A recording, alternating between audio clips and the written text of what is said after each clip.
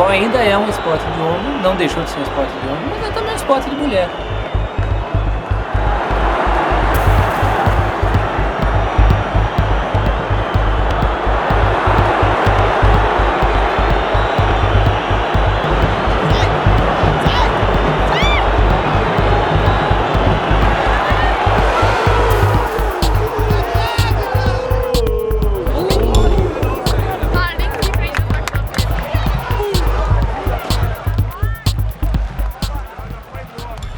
Eu comecei a ser palmeirense desde que eu nasci, né? Falar bem a verdade. Meu pai, ele é palmeirense fanático e eu sempre quis seguir assim ele. Quando eu era pequenininha, eu via ele assistindo o jogo, ele ficava nervoso, xingava, tudo. Falava, nossa, ele ama mesmo, né? Preciso torcer para esse time também. Para mim foi fundamental. Primeiro porque eu tive um começo de depressão, porque eu morava com as minhas filhas e elas foram embora para o Japão e eu fiquei sozinha, né? Aí, então eu chorava de dia à noite, nunca me separei delas. E me levaram para passar no médico, eu fiz uma consulta e ele me encaminhou para uma psicóloga. E meu contato com ela, conversando, toda reunião que tinha com ela, tudo, eu falei, olha, eu vou falar o seguinte, o seu problema não é eu ficar com você muito tempo. Você tem um espírito muito evoluído, que você tem que procurar alguma coisa para você curtir, para você esquecer esse problema, porque o que tem na sua cabeça é a separação das suas filhas. Aí eu parei para pensar, eu falei, acho que eu vou acompanhar o Corinthians. Aí comecei, aí pro Parque São Jorge. Lá para 2002, quando eu tinha uns 8, 9 anos, por aí. Aí todas as meninas na escola só falavam de uma pessoa, de um tal de Diego. Aí ficava, também tenho que saber quem é esse Diego. Aí foi que eu comecei a assistir jogo do Santos, a princípio só pelo Diego. Mas aí a primeira vez que eu assisti um jogo inteiro foi a final de 2002, o último jogo, Santos e Corinthians, o 3-2. E foi ali que eu senti que eu realmente era santista. Eu comecei a torcer pelo São Paulo, eu me lembro que eu tinha 8 anos e o meu avô me levou no estádio, no Morumbi, para assistir São Paulo e Ferroviária. Foi um momento mágico, assim, eu era bem menininha, daquelas menininhas que só iam em shopping, assim, não brincava muito na rua e tal.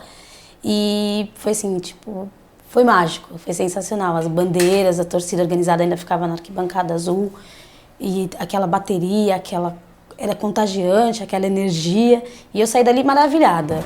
E ali eu comecei a torcer pro São Paulo.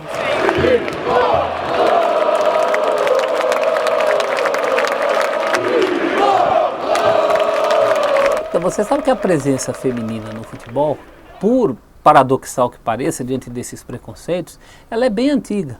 No Brasil e no mundo, digo no mundo, falo Inglaterra, o mundo britânico, porque começou com eles o futebol organizado da maneira como a gente conhece hoje, já no fim do século XIX, e no Brasil no início do XX, nós já tínhamos uma grande presença feminina em campo, mas era um papel diferente o destinado à mulher, né? Os jogos de futebol, principalmente quando eles se limitavam ainda às elites, o jogo era visto como um evento social, mais ou menos como é hoje o Jockey Club.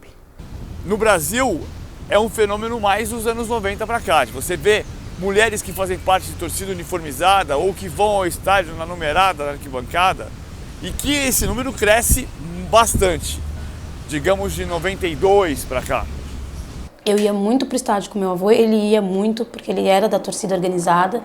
Ele ia praticamente em todos os jogos, né? Quando eu entrei assim na Vila Belmiro pela primeira vez, a gente entrou bem cedo. Praticamente só tinha gente no estádio. Aí foi a primeira vez que eu olhei o gramado, aquele tapete, eu não tinha noção que era tão perfeito assim, né? Tipo um gramado de futebol. Eu só sentei na arquibancada e olhava e segurando pra não chorar. Foi uma das melhores sensações, a primeira vez na Vila Belmiro. Foi com a continuação da amizade que fui fazendo com os jogadores, eles me dando ingresso, que eu tinha medo de ir sozinha, né, na época, mas eu criei coragem, porque tudo a gente tem que ter coragem, força de vontade, né? Nunca dependi de ninguém. Quando eu comecei a andar lá no Parque São Jorge, eu nunca andei com ninguém, eu ia lá sozinho, com a sacola do lado, sentava lá e tal. Eu sempre encarei a realidade, as coisas da vida que eu tive vontade de realizar, nunca esperei por ninguém. Comecei a ir sozinha quando eu estava no primeiro colegial, tinha 15 anos, E ele sabia que eu tinha vários amigos palmeirenses que iam em estádio. E ele conheceu esses meus amigos, confiava neles e ele acabou deixando eu começar a ir, né? Mas era assim, uma vez por mês. Aí eu falava, tinha vezes até que eu mentia pra ele, falava que ia uma galera no jogo. E no fim não ia, né? Eu sozinha lá. Eu vejo muitas mulheres, mais mulheres, a cada vez que eu vou ao estádio eu vejo mais mulheres e vejo que elas participam, opinam, emitem opinião, xingam, gritam.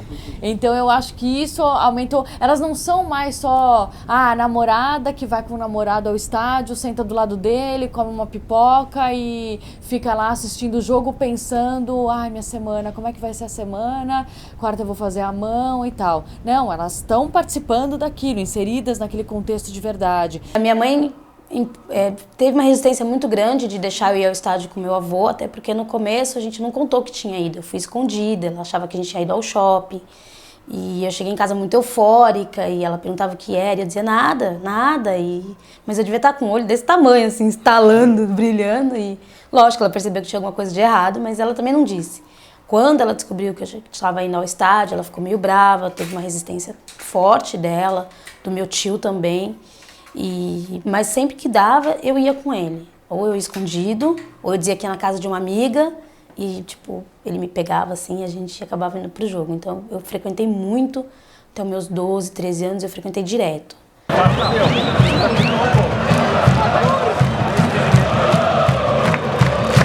A própria expressão torcedor tem muito a ver com mulheres, porque seria daquelas que torciam as luvas, né, para descarregar ali seu sofrimento e a sua tensão, né, as luvas que mulheres usavam. Então a presença feminina já existia nesse começo. Dona Valquíria é assim, ela sai de manhã às 7 horas, ela saiu. Toma o café dela, vai pro estádio e só chega à noite. Nossa, eu recebo 1000 elogios. 1000. E, nossa, depois que eu comecei a dar entrevista, eles me filmaram lá no estádio, ó, tá assim, senhora. Tá. Ela diz, olha, eu trouxe minha mãe, que minha mãe veio ver a senhora lá. Aí eu falo, mãe, ela tá lá, ela também é de idade. Eu fiz 70 anos agora, né? Depois dos 16, era uma fase mais crítica, porque assim, as minhas amigas não iam e os meus amigos que iam eram bem poucos. Eu ia sozinha, tipo, minha camisa de São Paulo e tal, ia, pegava o ônibus e tipo, ia sozinha até chegar na porta do estádio. Então era um processo diferente do entretenimento das outras pessoas, que iam ao cinema, que iam no shopping. Eu abdiquei de muita coisa desse tipo, de muito aniversário, muita coisa para poder ir aos jogos. Não que eu me arrependa, mas eu sei que foi diferente da maioria das adolescentes. Foi bem diferente. Com o passar do tempo a gente vai conhecendo novas pessoas, né? E conhece loucos que nem a gente gosta de sempre. Aí eu tenho amigos que vão todo final de semana e a gente fecha um carro, divide as despesas e vai para Santos todo final de semana que tem jogo. Hoje é normal. Hoje eu lido com isso normal, mas no começo foi difícil, viu? Aceitar ela ir pro campo sozinha. Foi complicado, mas hoje eu aceito. Não sim, mas aceito, entendeu? Aí continuei indo pros jogos e fiquei boa da depressão. Graças a Deus, não fiquei mais com a psicóloga do meu lado e minha lavagem cerebral, minha higiene mental foi o Corinthians mesmo.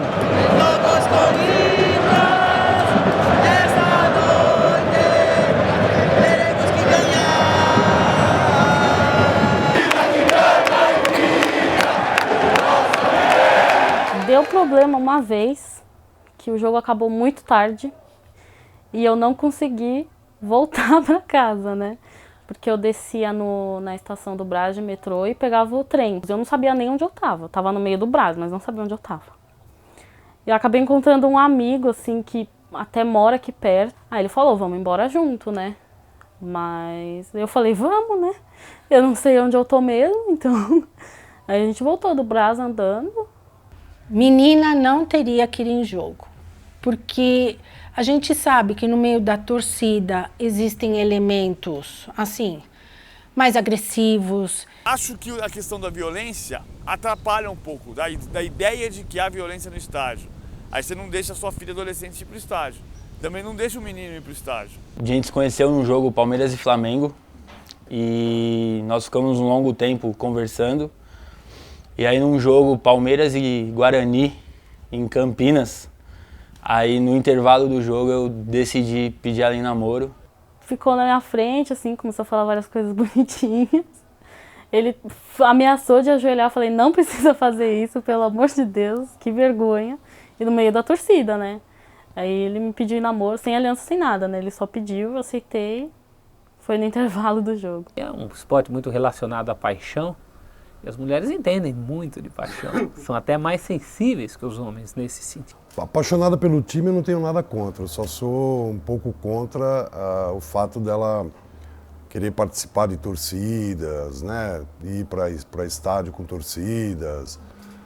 Isso não acho muito legal, não. Tenho uma preocupação muito grande com relação a isso. Me considero fanática. Eu detesto. Esse fanatismo, detesto, porque eu acho que deixa a pessoa irracional. Ela age muito com o coração e não com a razão. Às vezes não acontece uma falta gravíssima, ela vê que a falta é gravíssima. Então, esse fanatismo faz com que a pessoa ela não seja coerente com o que ela está vendo. Olha, a gente usa muito o termo fanático porque as pessoas falam muito isso, né? Fulano é fanático e tal, mas não é uma palavra que eu gosto. Não é uma palavra que eu acho que se aplica para mim, por exemplo. Eu gosto muito de São Paulo, eu vou muito nos jogos, eu viajo para ver o São Paulo, eu tenho a minha casa de São Paulo, o meu canto de São Paulo, mas não me considero fanática, eu acabo associando a palavra, o fanatismo a uma coisa ruim. Fanatismo mesmo, entendeu? Tem o quesito da torcida organizada que eu não concordo, não vai na mesma linha de raciocínio que eu. Não sei, eu gostaria de saber o fundamento dessa palavra fanatismo. Eu gosto, porque no momento os momentos que eu passo assistindo Corinthians é meu melhor momento da minha vida, minha alegria, eu me divirto, eu esqueço muita coisa, que eu já passei muitos problemas, entendeu? Então, para mim é fundamental. Eu não me sinto fanática, não. Eu sinto que eu me apego muito, assim, porque é uma coisa que eu me sinto realizada. Então, aí eu acho que é uma questão de ponto de vista, do mesmo jeito das loucuras. Porque pra você eu posso ser fanática de ir todo jogo, de correr risco, de fazer tatuagem, não sei o quê, mas pra mim, no meu jeito de viver, é normal. Sabe, eu não acho assim que ela é tão fanática. Eu não acho ela fanática, eu acho ela assim um pouco doente. Mas não é fanática. Pra mim, fanatismo é a pessoa que faz coisas absurdas. Eu não faço. Faço tudo nos conforme. Tudo que eu me sinto bem, que, sabe, que tem tudo a ver com Corinthians, eu acho que tem que fazer assim.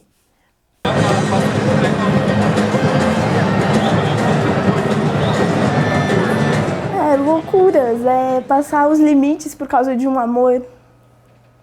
E vendo por esse lado, pode ser, porque eu faria qualquer coisa, eu não sei. Se falasse, você morreria para ganhar um título, eu pensaria em morrer para ganhar o título, para ver o Santos bem, ver todo mundo feliz. Nascer, viver e do Santos morrer é um orgulho que nem todos podem ter. O futebol não era um ambiente para as mulheres. Então as pioneiras eram exceções, e nós tivemos torcedoras símbolos como a Elisa do Corinthians, a filhinha do São Paulo, a Dulce Rosalina do Vasco, fundadora de primeira torcida organizada no Vasco, essas mulheres, a Terezinha Morango no Rio Grande do Sul, todas essas já infelizmente falecidas, mas são pioneiras já na virada dos 50 para os 60, justamente conhecidas pelos nomes porque eram as únicas, elas eram exceção. Então o primeiro obstáculo era esse, o estranhamento. Sempre rola, né? Às vezes quando a gente dá uma opinião e um homem não concorda e fica gritando, lugar de mulher é na cozinha. Não, então falam que é Maria Chuteira, que só tá lá pra